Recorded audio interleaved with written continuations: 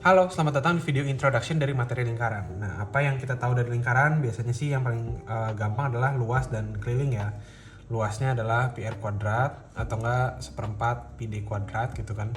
Atau enggak kelilingnya 2 pi r atau bisa sama dengan pi d gitu ya. Tergantung diketahuinya R atau D gitu ya, jari-jari atau diameter. Nah, ini adalah bagian tergampang dari lingkaran di kali ini gitu. Apakah kita akan bahas ini? Enggak, kita akan bahas sesuatu yang lebih kompleks lagi. Materinya akan terbagi menjadi dua, guys. Yang pertama adalah analitik. Jadi kita akan analitik itu gimana, maksudnya apa gitu ya. Nanti aku jelasin. Tapi intinya analitik ini kita akan melihat lingkaran sebagai sebuah persamaan di dalam sebuah diagram. Jadi misalnya dia ada sumbu koordinat begini, dia lingkarannya di sini misalnya, ini titik pusatnya. Terus dia punya lingkaran, dia lingkarannya kayak gini misalnya. Titik pusat ini kan sebuah koordinat tertentu ya, A, B misalnya. Dan lingkaran punya jari-jari tertentu gitu. Nah, dari sini kita bisa bentuk sebuah persamaan lingkaran, yaitu bentuknya formatnya nanti akan x kuadrat plus y kuadrat plus ax plus by plus c sama dengan 0, semacam kayak begini. Nah, analitik ini akan bahas tentang itu. Gampangnya ada x, y. Kalian akan ketemu banyak x, y lagi, sumbu koordinat lagi di analitik. Di geometrik kita akan lebih memanfaatkan visual. Nanti kita akan misalkan punya lingkaran, ada dua lingkaran. Terus ada garis singgung, jarak titik pusatnya antar pusatnya berapa, kalau garis singgungnya jaraknya berapa, garis singgung persekutuan luar, kalau dulu kan di SMP kayak gitu. Atau misalnya ada dia ada juring senilai berapa derajat, maka ini luas wilayahnya berapa. Kayak gitu-gitu. Jadi ini secara visual kalau yang geometrik. Kalau analitik kita akan bicara persamaan-persamaan gitu. Itu guys. Dari introduction ini juga aku mau ngingetin lagi, ngerimain lagi, atau mungkin ngenalin bahkan beberapa istilah yang kita mesti tahu tentang lingkaran gitu. Pertama secara visual dulu ya. Jadi lingkaran itu punya di sini yang namanya titik pusat. Kita singkat TP aja ya, terlalu panjang biar nggak terlalu panjang. Terus kalau kita tarik ke arah sisi, ini kan sisi ya gitu, sisi lingkaran. Kalau kita tarik 90 derajat, maka ini jadi jari-jari. Kalau jari-jari kan ke kanan dan ke kiri gitu ya, ada dua jari-jari sama dengan diameter. Ini part termudah dari lingkaran ya. Habis itu kalau misalkan kita hapus sebelah sini. Nah, lingkaran punya sudut sebesar berapa totalnya? Itu 360 derajat karena dia satu kali keliling gitu ya. Sudutnya 360 derajat gitu. Nah, terus kalau misalkan aku tarik garis, misalkan kita punya ini deh. Kita punya titik di sini dan di sini. Kita sebut nih titik A, Andi dan Budi gitu ya. Titik A dan B. Nah, terus aku tarik garis set kayak gitu. Gitu ya, guys. Maka ini adalah yang AB ini, garis lurusnya ini adalah tali busur. Sementara yang bagian lengkungnya, nih aku tanda ini. Bagian lengkung, tapi yang kecilnya. Ya, yang kecil. Kan lengkung ada yang besar juga. A ke B bisa lewat sini gitu ya. Kita bicara yang lagi pendeknya ini adalah namanya busur. Gitu guys. Ini namanya busur. Cara ngingetnya gimana? Ya kalau misalkan ada panah gitu ya, jelek banget. Nah, ada panah kayak gini, maksudnya semoga ini kelihatan seperti panah, ini anak panah gitu. Nah, ini kan tali busurnya gitu ya. Tali busurnya ini, panahnya yang curve-nya. Busurnya yang curve-nya. Gitu, panahnya yang di tengah. Jadi tali busur tuh ini gitu, busurnya yang lengkung. Nah, apakah kalau area di sini disebut apa gitu guys? Nah, yang area yang koarsir ini namanya tembereng gitu. Oke. Nah, seandainya kita kan punya titik pusat tadi ya. Kita tarik A dan B ini ke titik pusat. Oke. Terus aku kodein pakai biru deh. Nih, yang putus-putus ini area segini gitu. The whole area yang di sini nih. Seperti potongan pizza ini. Ini sebutannya apa? Ini disebut sebagai juring gitu. Jadi kalau misalkan ini pizza kalian bagi 8, misalkan ambil 1/8-nya gitu. Nah, ini area segini potongan ini disebut juring gitu, guys. Ya, juring ya gitu. Oke.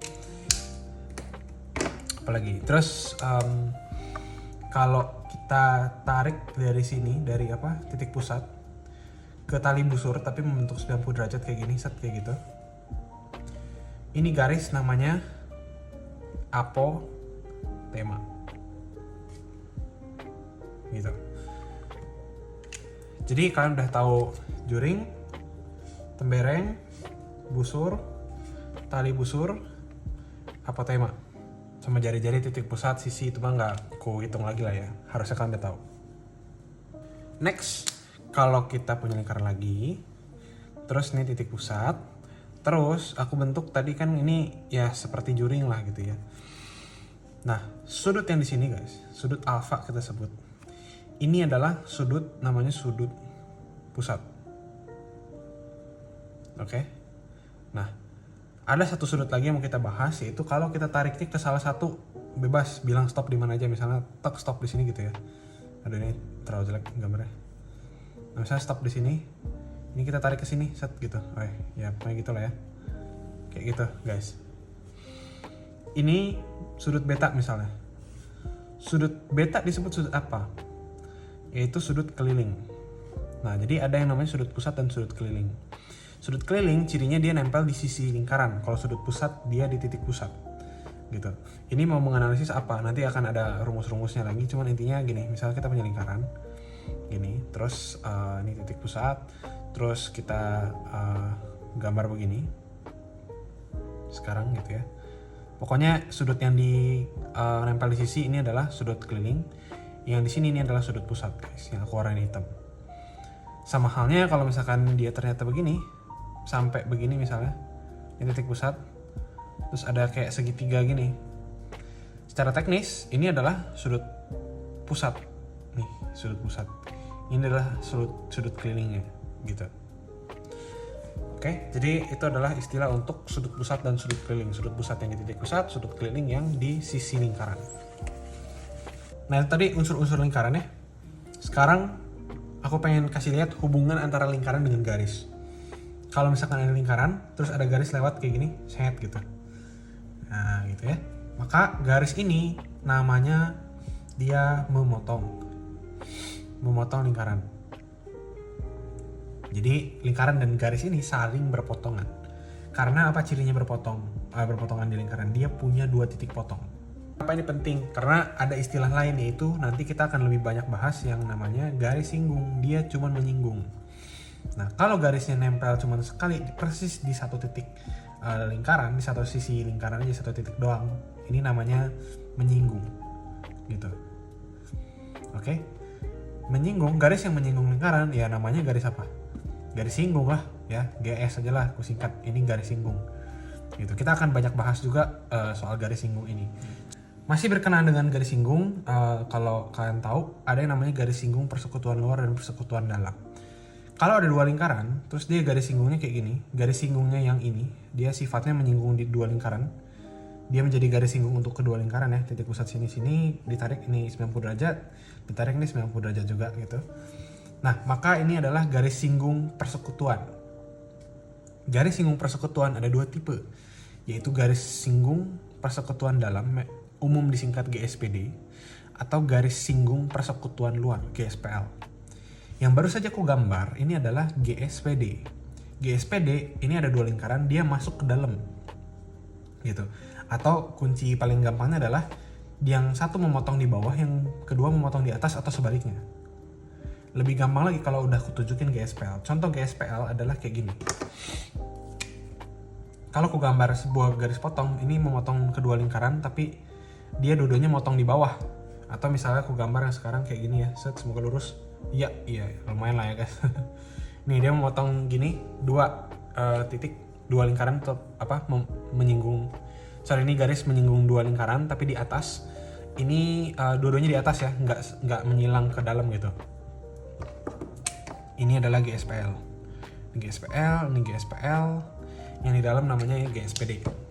Oke, itu istilah-istilah untuk lingkaran dan garis singgung gitu. Tadi itu adalah lingkaran versus garis gitu. Kalau sekarang aku mau bahas tentang yang namanya lingkaran versus lingkaran. Kalau ada dua lingkaran, hubungannya bisa ada apa aja. Yang pertama, dua lingkaran saling lepas. Itu kalau kondisinya ada lingkaran satu, lingkaran dua, ya udah nggak ada urusan gitu, nggak ketemu, nggak memotong. Bersinggungan luar, kalau misalkan ada sebuah lingkaran, ada lingkaran lain, mereka betul-betul tepat bersinggungan di satu titik. Oke, itu bersinggungan luar. Bersinggungan dalam, dia dua lingkaran juga sama-sama menyinggung, jadi cuman berpotongan di satu titik, tapi yang posisinya di dalam, kayak gitu. Kalau dua lingkaran berpotongan gimana? Ya simply kayak gini, terus misalnya ada lingkaran lagi. Cirinya apa dengan yang bersinggungan? Namanya berpotongan, dia di 2 titik gitu. Dan lingkaran di dalam lingkaran dalam lingkaran ya udah sesuai nama ya gitu. Beda sama yang bersinggungan, ya sama-sama di dalam, tapi bersinggungan itu dia ada 1 titik potong. Kalau di lingkaran dalam lingkaran itu tidak ada titik potong sama sekali. Ini adalah 5 istilah untuk hubungan dua lingkaran. Terakhir tapi nggak boleh lupa, ya sebenarnya aku cuma mengingetin pi nilainya berapa guys? Nilainya itu 22/7 ya, 22/7. Atau kalau dalam koma bisa kita sebut 3,14. Tergantung kebutuhan. Kalau aku lihat sebenarnya kadang-kadang lebih mudah untuk kita langsung pakai 22/7 aja. Tapi nanti kita lihat di soalnya lebih gampang pakai 3,14 atau 22/7 atau pakai pi aja. Kadang tuh di pilihan ganda pi-nya ini nggak diubah jadi angka, ya udah. Misalnya lingkaran ini kelilingnya berapa? Ada sebuah lingkaran dengan keliling 5 pi gitu. Ya udah berarti kita tahu berarti sebuah lingkaran ini diameternya 5 gitu. Karena kan namanya keliling sama dengan pi kali d kali pi sama aja lah. Gitu, berarti 5 ini adalah diameter dari sebuah lingkaran. Kalau kita bilang kita punya sebuah lingkaran keliling 5 pi, diameternya 5 misalnya kayak gitu, jadi nggak diubah pi nya ya. Ini jangan sampai lupa aja sih. Jadi kurasa itu aja introduction lingkaran. Kita akan dalamin lagi nanti di video-video berikutnya guys. Semangat.